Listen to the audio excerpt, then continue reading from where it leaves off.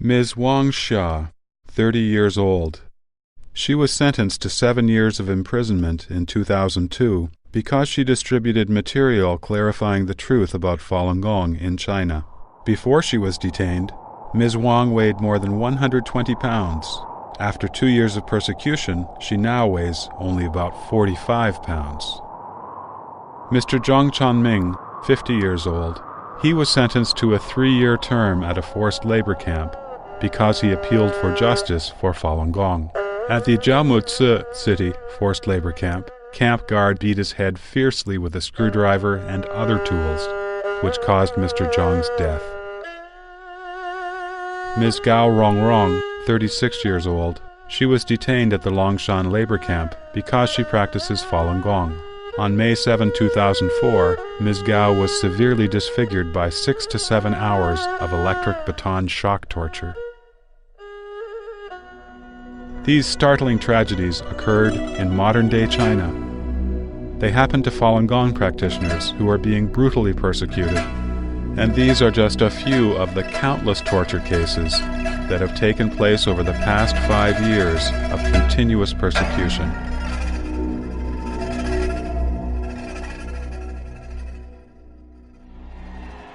In the early 1990s, the former Soviet Union and other East European communist regimes imploded one after another, marking the collapse of the world communism movement.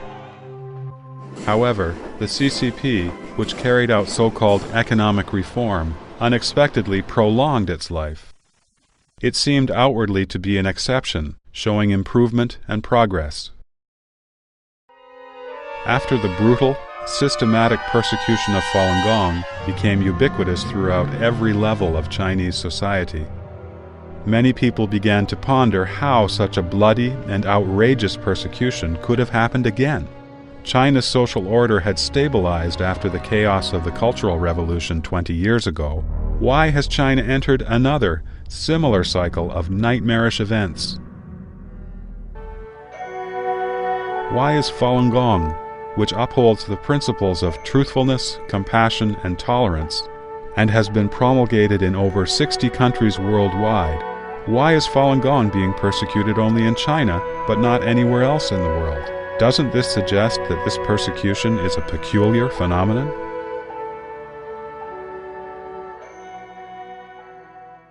In fact, what is really peculiar isn't the persecution launched by Jiang Zemin and the CCP, but that the widespread belief in something like Falun Gong, based on principles of truthfulness, compassion, and tolerance, could appear again in China, after the CCP had crushed Chinese traditional beliefs and culture with violence and lies over the preceding 50 years. Isn't this heralding the end of the CCP? The evil and absurd persecution is in fact the final struggle for the whole communist movement. For this reason, the persecution, which has been bloody, irrational, widespread, vehement, and brutal, has brought together all of the evil means accumulated over the course of the CCP's many previous movements and campaigns. In this persecution, the collusion and resonance between Jiang Zemin and the evil specter of the CCP have amplified the atrocities of the persecution to an unprecedented level.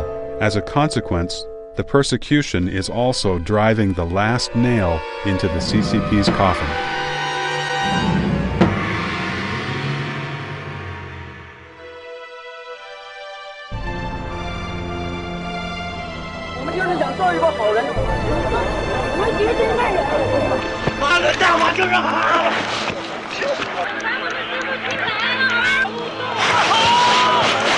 Before this page of criminal history is turned completely, let's look at Jiang Zemin and the CCP's evil acts in this persecution, and take the experience as a permanent and profound lesson for all the world's people.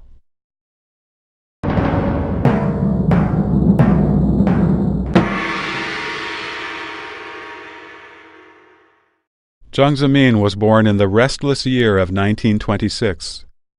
He displayed his characteristic pursuit of power, using any and all cunning means since he was very young. He shares this characteristic with the CCP itself. In 1943, the worldwide anti-fascist war was in full swing. While patriotic youths went one after another to the front lines to fight Japan and save China, Jiang Zemin chose to pursue higher education. He attended the Central University in Nanjing that had been established by the puppet regime of Wang Jingwei under the control of the Japanese. The reason was that his father, Zhang Shijun, was once a high-ranking officer in the anti-China propaganda department of the Japanese invading army.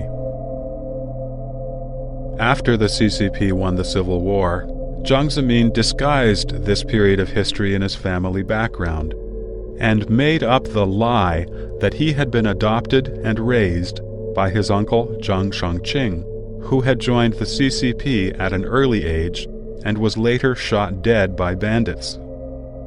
Jiang Zemin is not a person who can be steadfast in his work.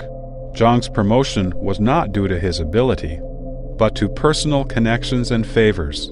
In his tenure as the CCP secretary of the city of Shanghai, Jiang Zemin spared no effort in currying favor with CCP magnates like former President Li Xiannian and longtime Politburo member Chen Yun, who came to Shanghai every year for the Spring Festival.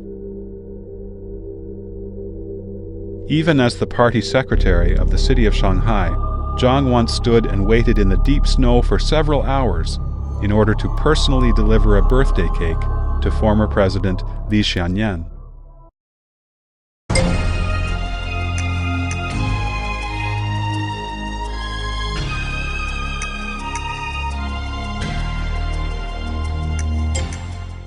The Tiananmen Square massacre on June 4, 1989, was another turning point in Jiang Zemin's life.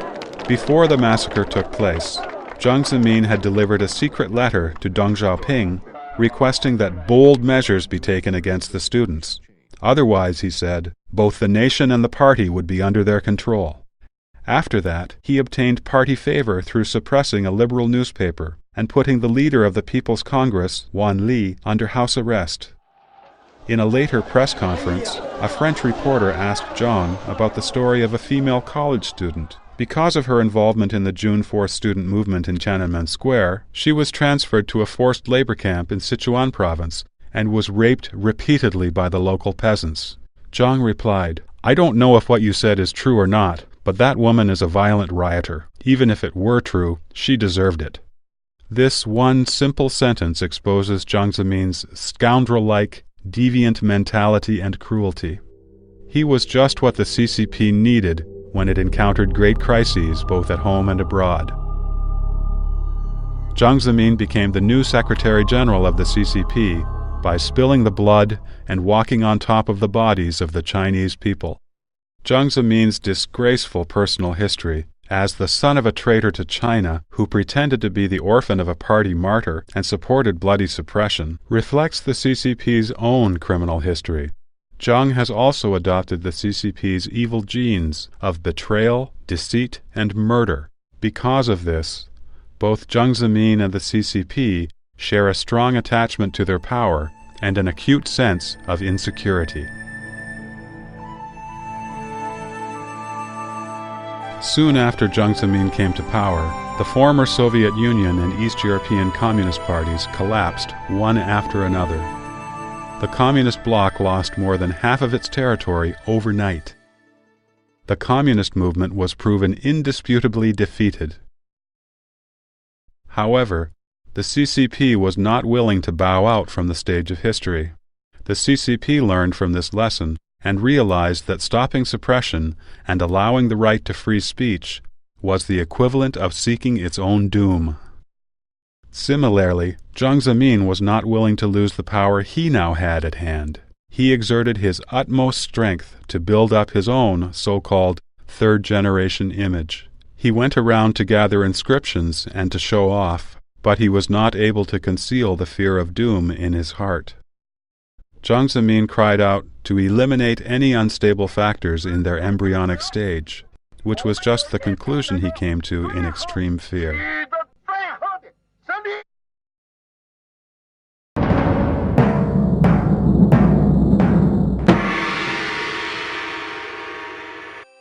In 1992, Falun Gong rose quietly in mainland China. At first, many people regarded it as a type of Qigong with an especially powerful ability to keep people healthy and fit. However, people gradually realized that the essence of Falun Gong is to teach people to become better based upon the principles of truthfulness, compassion, and tolerance. 如果不是亲眼所见，你很难会相信有如此多的人自发地聚在一起锻炼身体。 Although the concept of truthfulness, compassion, and tolerance benefits any society and people with no negative effects, the Communist Party had its own methods of belief and mind control. From the day the party seized power, it started to poison and deprive Chinese people's minds in an organized way, which in China is known as being tamed by the tools of the party. 我们的国家 既无外债，又无内债，市场繁荣，物价稳定，人民群众购买力不断。 During more than 50 years of brainwashing the populace, the party has always taken atheism as the absolute truth in its propaganda and educational system. Because the legitimacy of the communist regime was based on materialism and the wish to build a heaven on earth, it could only rely on the leadership of the vanguard in the world, namely, itself, the Communist Party.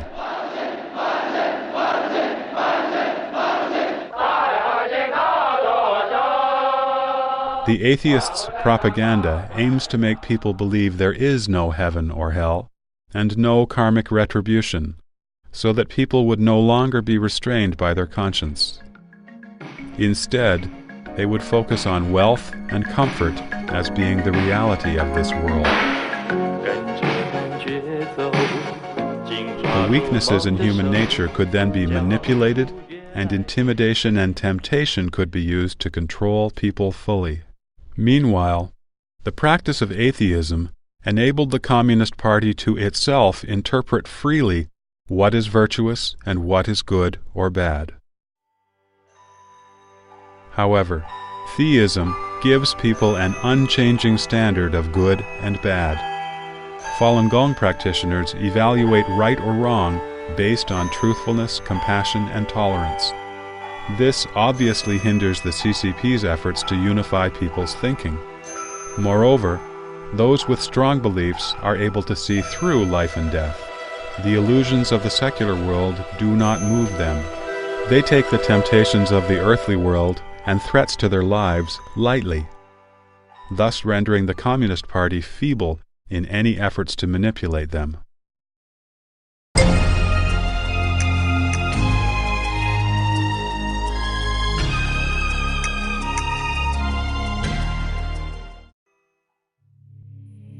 The philosophy that the Communist Party has relied on for its survival, as well as its so-called ideological point of view, are completely opposite to what Falun Gong teaches. Falun Gong promotes truthfulness, including only telling the truth and doing truthful things. However, the genes inherited by the Communist Party are deceit and lies. The party once claimed, "Nothing significant can be accomplished without lying." Falun Gong promotes compassion, including considering others first and being kind to others in all circumstances. But violence is another gene inherited by the party. The party advocates brutal struggle and merciless crackdown.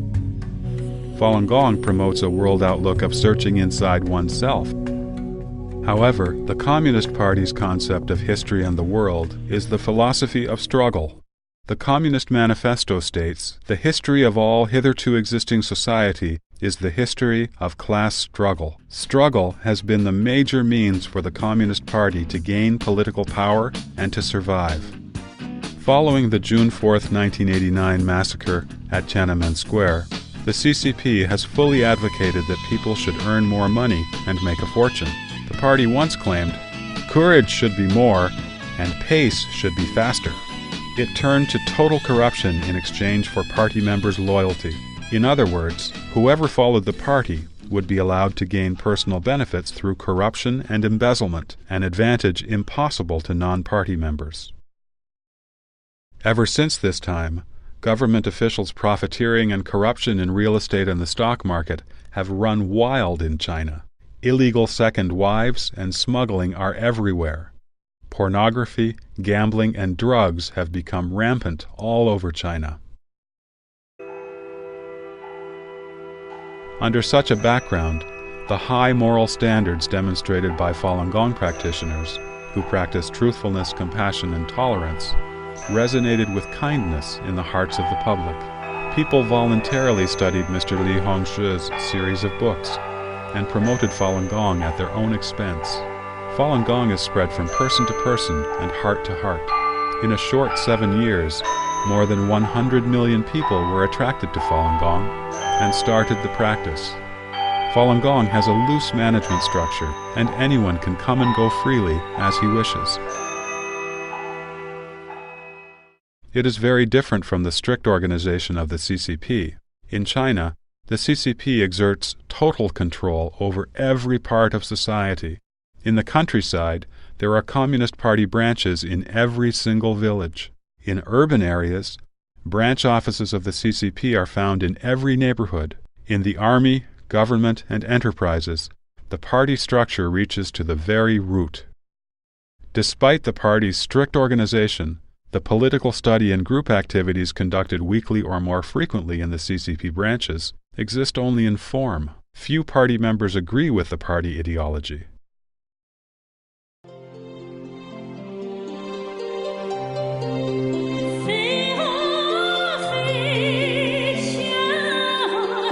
On the contrary, Falun Gong is a mirror of righteousness, which by its very nature reveals all the unrighteousness of the CCP.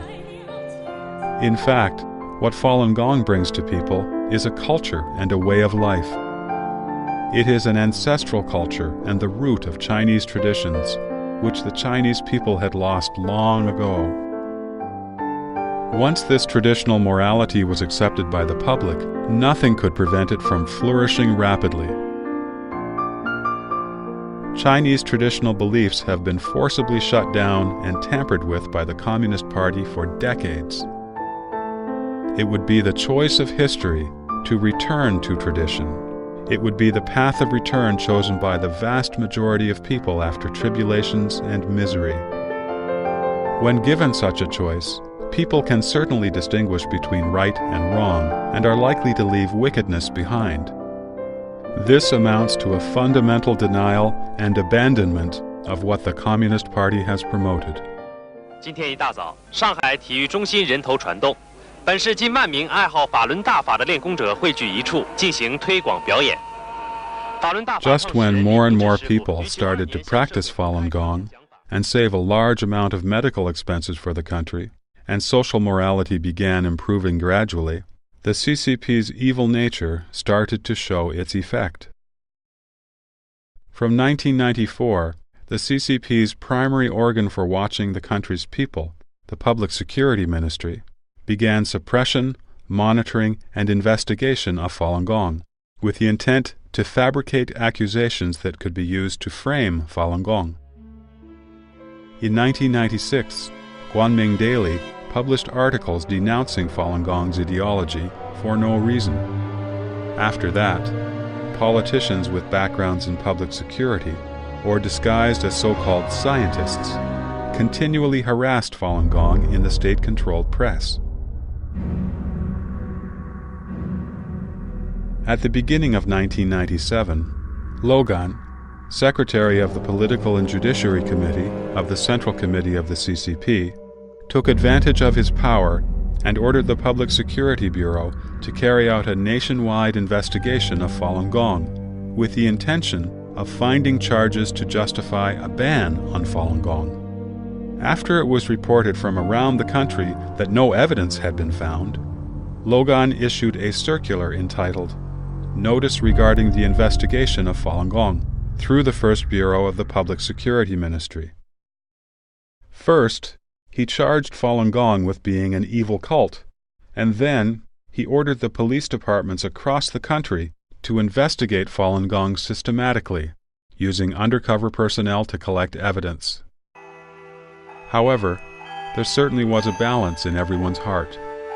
Many undercover public security personnel also themselves started practicing Falun Gong after they acquainted themselves with Falun Gong during the investigation. So the investigation ended up with nothing definite. Hence, the CCP had to utilize its entire organization if it wanted to suppress Falun Gong.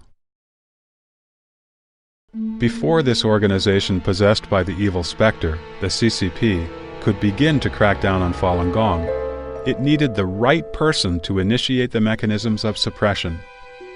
How the head of the CCP handled the issue was crucial.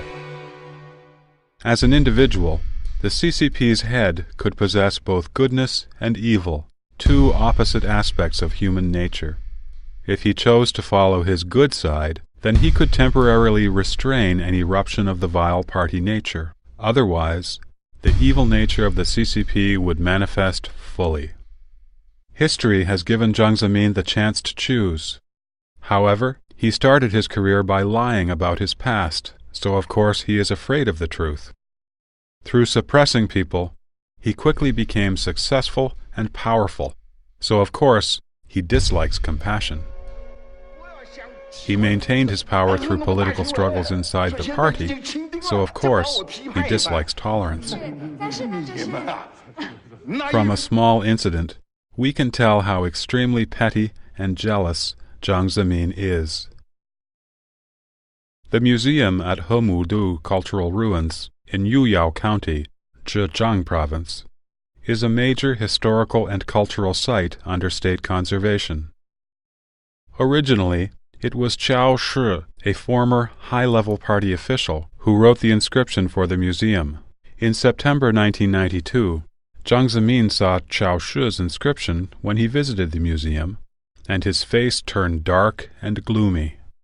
The accompanying personnel were very nervous, as they knew that Jiang could not stand Qiao Shi, and that Jiang liked to show off so much that he would want to write an inscription wherever he went. In May 1993, using renovations as an excuse, the museum replaced Qiao Shi's inscription with one of Jiang's before the reopening. Mao Zedong is said to have 4 volumes of profound and powerful writing, whereas the selected works of Deng Xiaoping had his cat theory with its flavor of practicality. Jiang Zemin exhausted his brain but could only come up with 3 sentences, yet he claimed to have come up with the so-called 3 represents. Regardless, the party members still didn't respect Jiang Zemin, even a little bit. They spread gossip about his affair with a singer, about the embarrassing episodes where he sang in public when he traveled abroad, and his diplomatic faux pas of combing his hair in front of the King of Spain.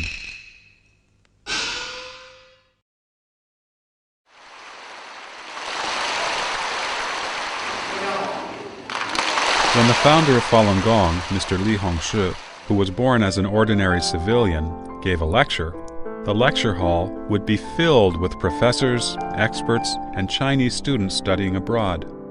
Many people with doctorates or master's degrees flew thousands of miles to listen to his lectures. Mr. Li lectured on the stage for several hours, and he did so eloquently without referring to any notes. Afterwards, the lecture could be transcribed and published as a book. All these things were unbearable to Jiang Zemin, who was vain, jealous, and petty. Jiang Zemin lives an extremely lavish, lustful, and corrupt life. He spent over 110 million US dollars, almost a billion Chinese yuan, to build a luxurious airplane for his own use. Jiang often drew money from the public funds by the tens of billions of Chinese yuan for his son to do business. He used nepotism to promote his relatives and his minions to high-ranking posts above the ministerial level, and he resorted to desperate and extreme measures in covering up for his cronies' corruption and crimes. For all these reasons, Jiang is afraid of Falun Gong's moral authority. He is even more afraid that the concepts addressed by Falun Gong, involving topics such as heaven and hell, the principle of good being rewarded with good and bad being met with bad, he is afraid that these are indeed real.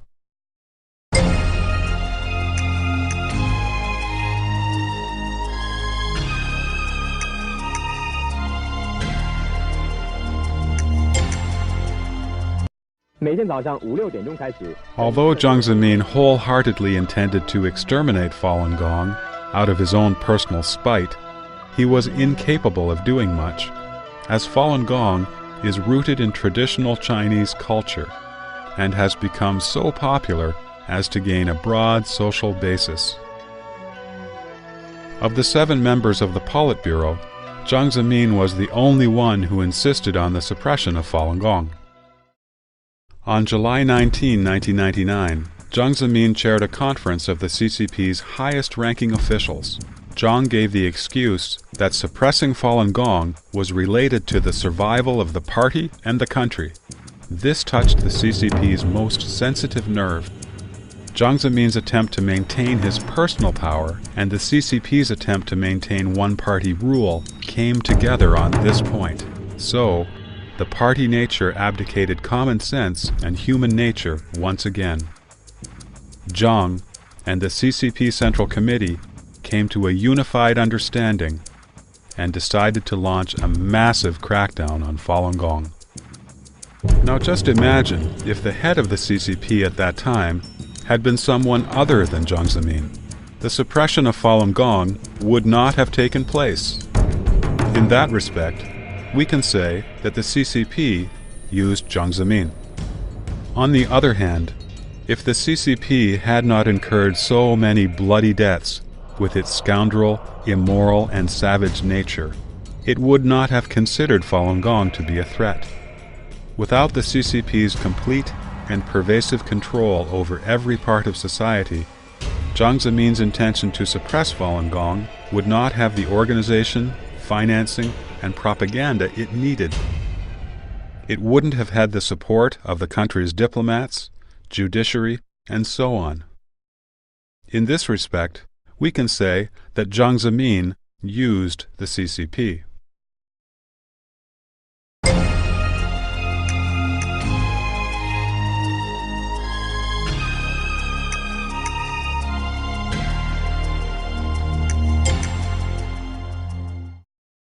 During the Central Committee's working conference in 1999, in which the suppression of Falun Gong was ordered, Jiang Zemin claimed, "I just don't believe that the CCP can't beat Falun Gong." His words instigated and strengthened the will and arrogance of suppression on the one hand, and on the other hand, they also exposed the CCP's realization of its own impending doom. The suppression was insane and hysterical from the beginning. In 1999, during the APEC summit held in New Zealand, Jiang Zemin completely dispensed with any pretense and handed out pamphlets defaming Falun Gong to every one of the heads of state of the more than 10 countries attending the conference. He labeled Falun Gong an evil cult in front of the foreign media. By taking advantage of the CCP's organizational principle that the entire membership of the party is subordinate to the Central Committee, Jiang Zemin passed orders to set up the Office for Dealing with the Falun Gong issue in the Central Committee on June 7, 1999, the 610 Office. The 610 Office technically reports to the State Council, but in fact, it is a party organization that is allowed to exist outside of the established framework of the state and central government. It is free from any legal restriction, any regulation, and all national policies. It is an all-powerful organization, very similar to Nazi Germany's Gestapo, with powers far above and beyond the legal and judiciary systems. It employs the resources of the country as it sees fit. Using this type of temporary arm of the dictatorship is a tactic that the party has often repeated in its total disregard of the law. During previous political purges, the party always utilized extrajudicial tactics and set up extrajudicial temporary organizations such as the Central Cultural Revolution Team to lead and spread the CCP's tyranny to the whole country. Under the instigation of the 610 Office, the suppression exploited all state machinery, The army and paramilitary police have directly taken part in the abduction and arrest of Falun Gong practitioners. The news media in China have fabricated and spread lies. The state security system has made chaos in society and among Falun Gong practitioners by fabricating false articles in the name of Falun Gong founder Li Hongzhi. The National People's Congress and the judicial system have put on airs of legality and the garb of the rule of law to justify crimes committed by Jiang Zemin and the CCP. The diplomatic system has spread lies in the international community.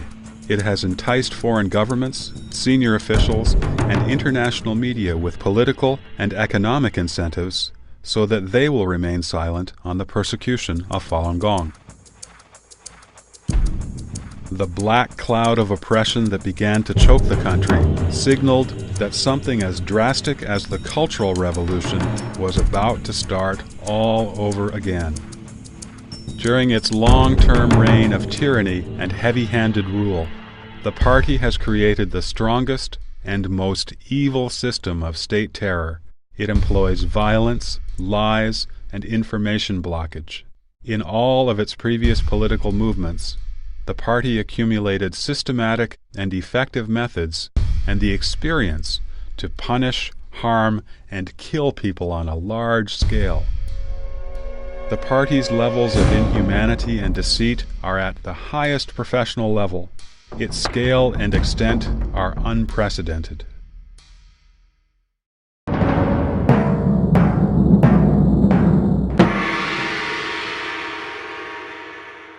At the beginning of the suppression, Jiang Zemin established 3 core policies of the persecution: to ruin Falun Gong practitioners' reputations, to bankrupt them financially, and to destroy them physically. He also ordered that when practitioners appeal or distribute Falun Gong materials and are arrested, that they should be beaten badly. He stated that, if practitioners are beaten to death, it is nothing and shall be counted as suicide. And he ordered the public security to cremate their bodies directly without verifying their identity. No official written documents were usually issued. Coded telegrams or oral messages were delivered.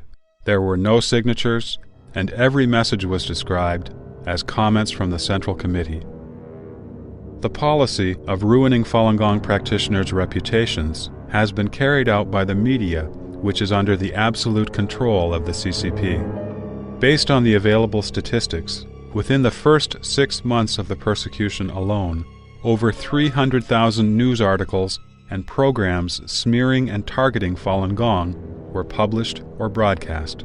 In the remaining months of 1999 after the persecution began, CCTV spent 7 hours a day broadcasting pre-programmed footage to spread lies about Falun Gong. Producers of these programs started by distorting and falsifying speeches by Mr. Li Hongzhi, founder of Falun Gong, then threw in cases of so-called suicide, murder, and death due to refusal of medical treatment.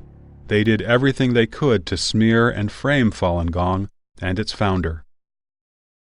As with previous political movements launched by the CCP, the purpose of criticism and spreading rumors was to instigate and provoke one part of society to fight another part of society.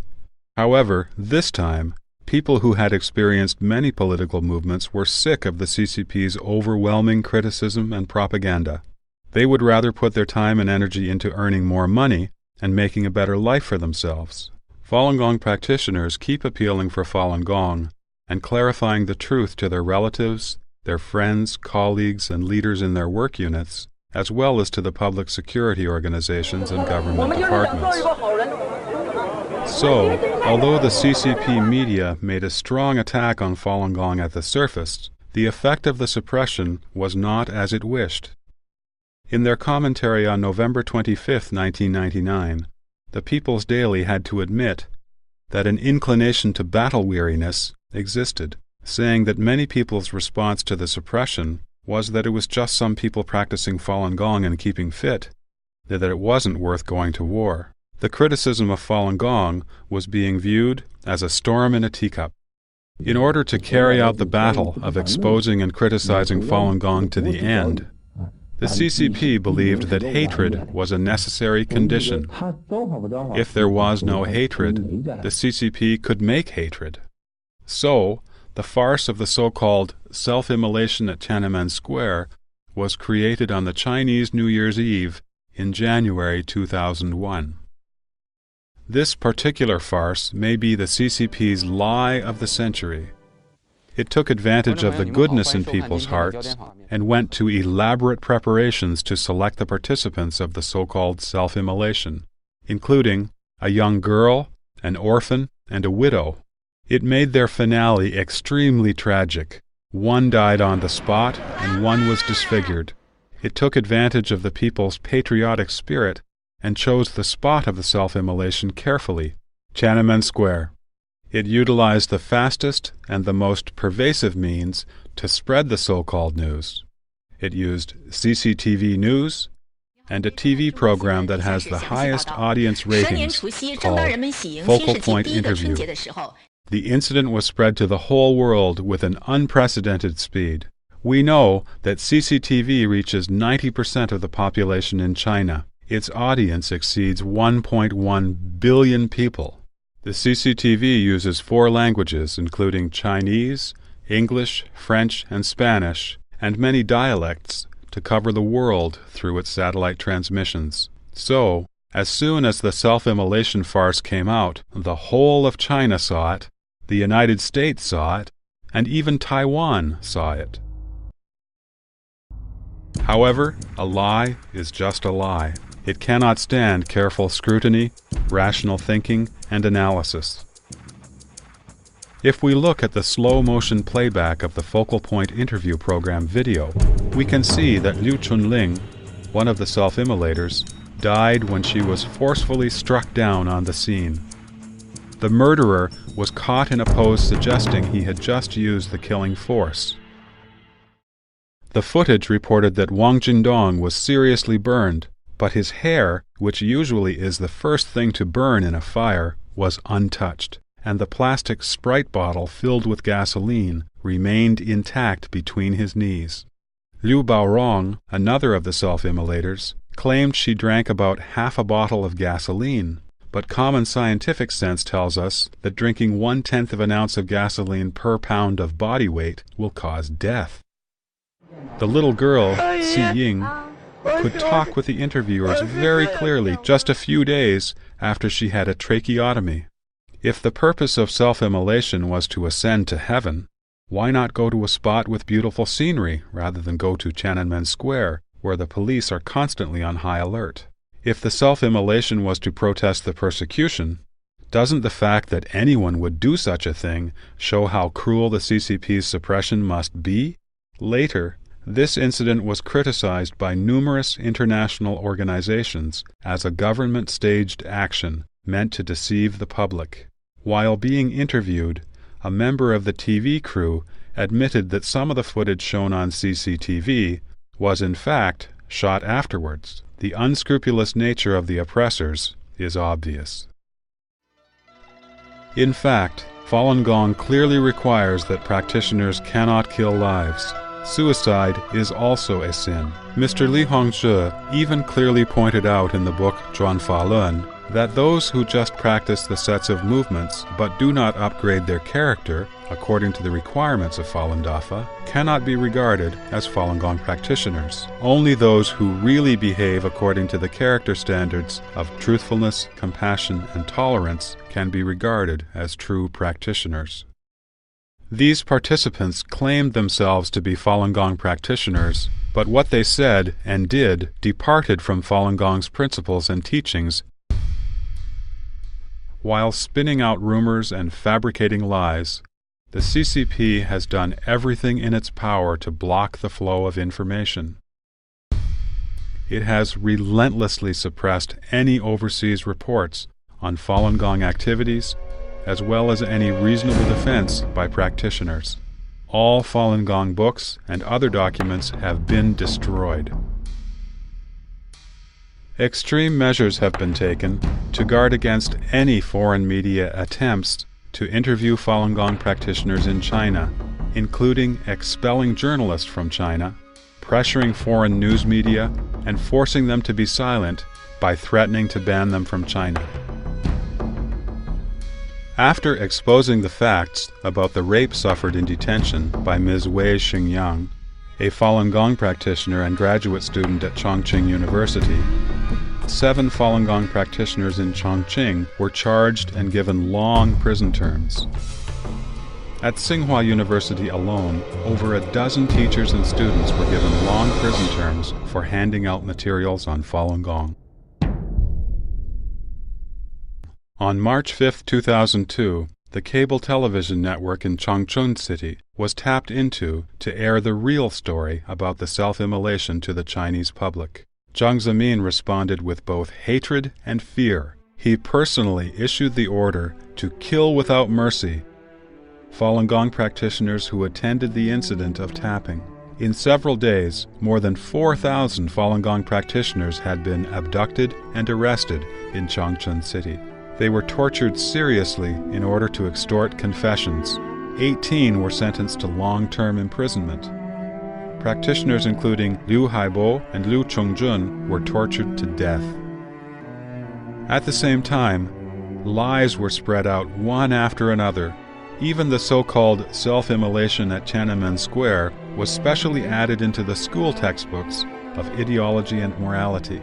The CCP utilized the state education system to interpret the slander and hatred of Falun Gong as positive ideology and behavior, and indoctrinated young children with these ideas. Those who have been deceived are still the most willing to believe the CCP's lies. They also believe they hold the truth, so they carry hatred in their minds and curse Falun Gong and practitioners who pass out materials clarifying the truth about the persecution. The indulgence of Jiang Zemin and the CCP in such wanton massacre and persecution throughout China has been the biggest sorrow and misfortune of the Chinese people. The entire state apparatus of the CCP has carried out a policy of bankrupting Falun Gong practitioners financially. In addition to the 610 office, which has spread to all towns, counties, cities, and provinces in the country, sectors of society that participated in the persecution also include all levels of party organizations, the communist youth leagues, business associations, women's federations, student and scholar associations, labor unions, neighborhood committees, and all ministry committees. Academia, religion, literature, art, science, technology, and so on have also been involved in the persecution. Even a so-called anti-cult association was set up for this purpose. Also, authorities wantonly imposed high fines on Falun Gong practitioners and ransacked their homes. In the city, Falun Gong practitioners have faced the penalty of being laid off. In the countryside, the authorities have threatened to confiscate practitioners' land. The CCP has not overlooked retirees either.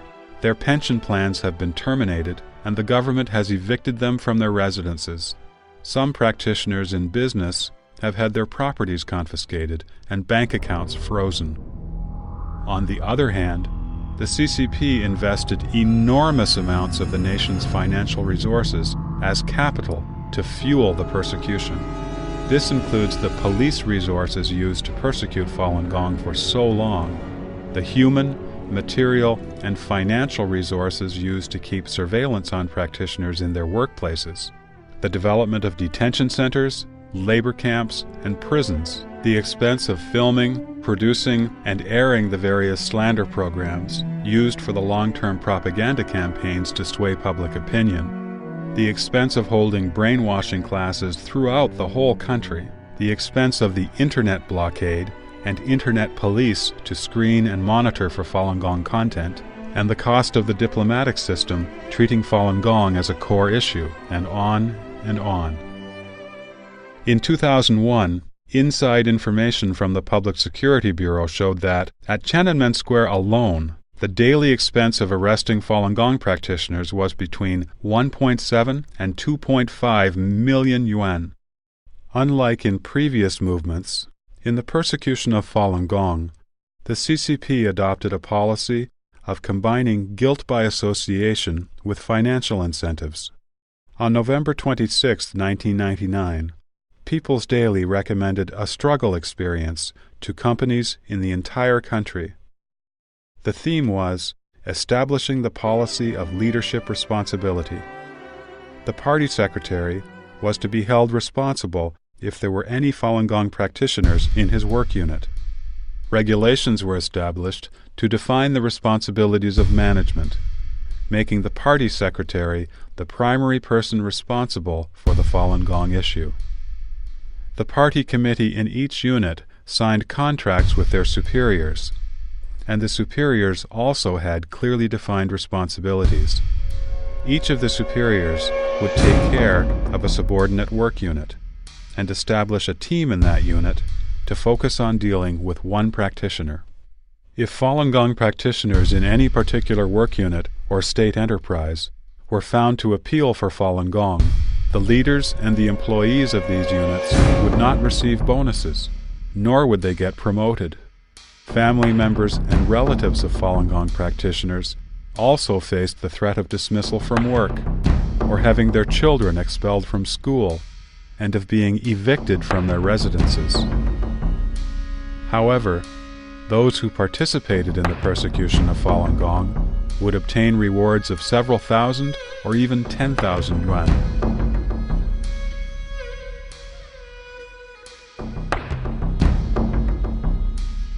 The gruesome policy of destroying Falun Gong practitioners physically has been primarily carried out by the police, procuratorate, and the court system in China.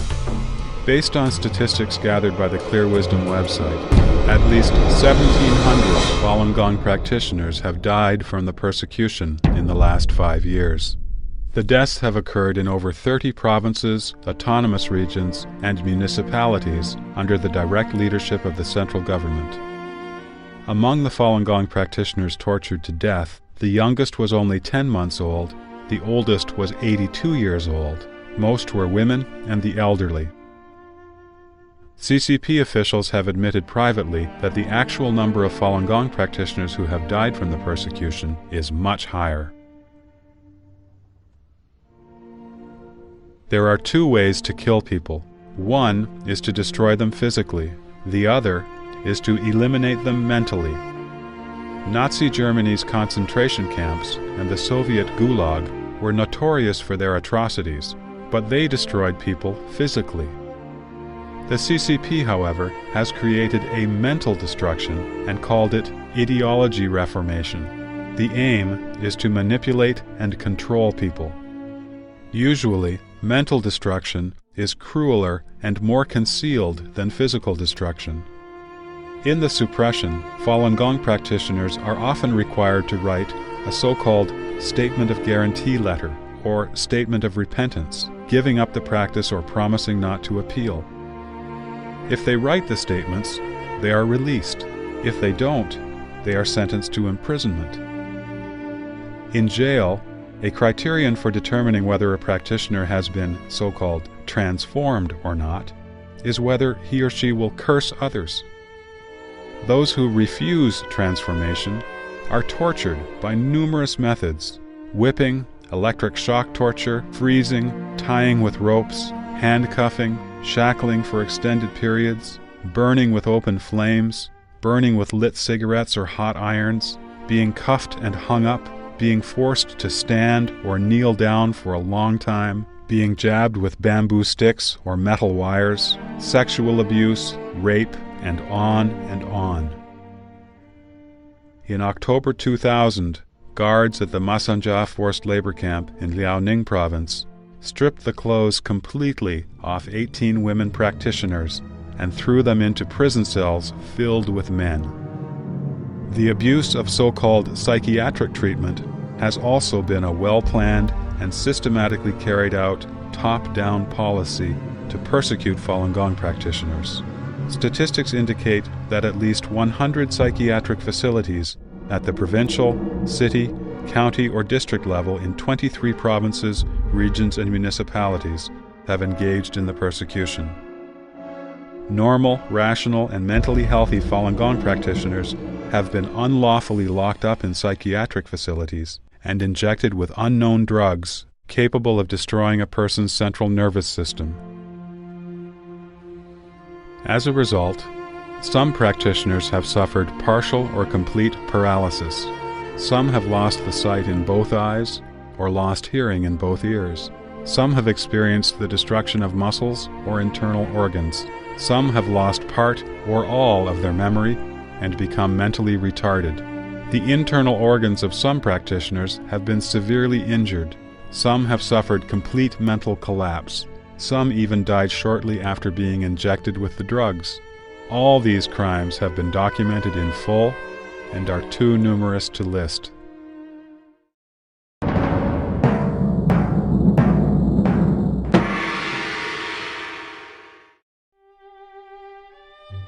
The CCP's reign is the darkest and most ridiculous page in Chinese history.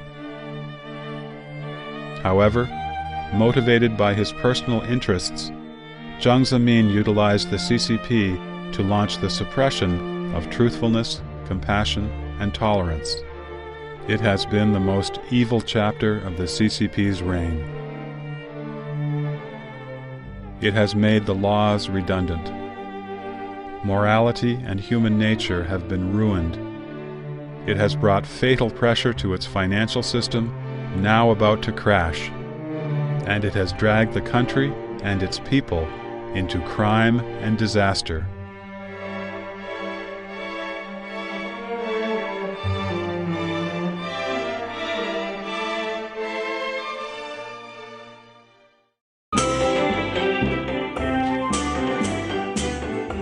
At the beginning of the suppression of Falun Gong in 1999, Jiang Zemin intended to solve the issue of Falun Gong in 3 months.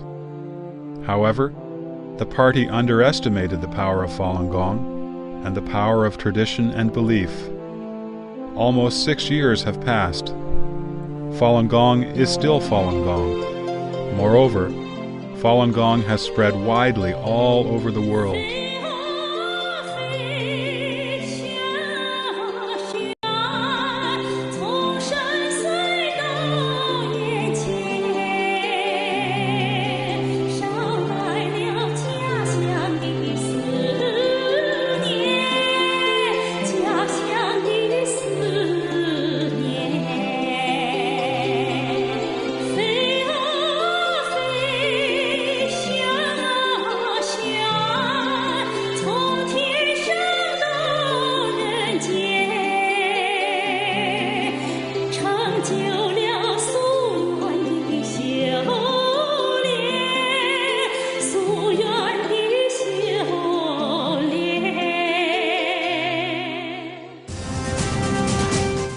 The notorious Jiang Zemin is now beset with troubles both at home and abroad, and is facing many lawsuits and appeals seeking to bring him to justice.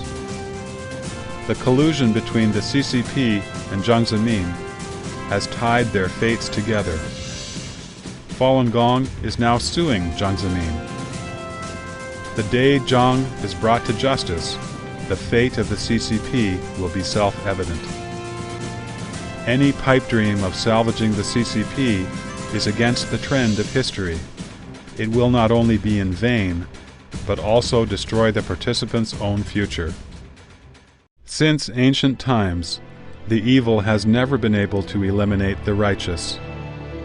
It cannot eradicate kindness from people's hearts. Here, we want to thank those Falun Gong practitioners who refuse to give up their beliefs. It is because of their combat and resistance to the CCP's persecution, as well as because of their insistence in their belief of truthfulness, compassion, and tolerance, that there is hope for the reconstruction of Chinese morality.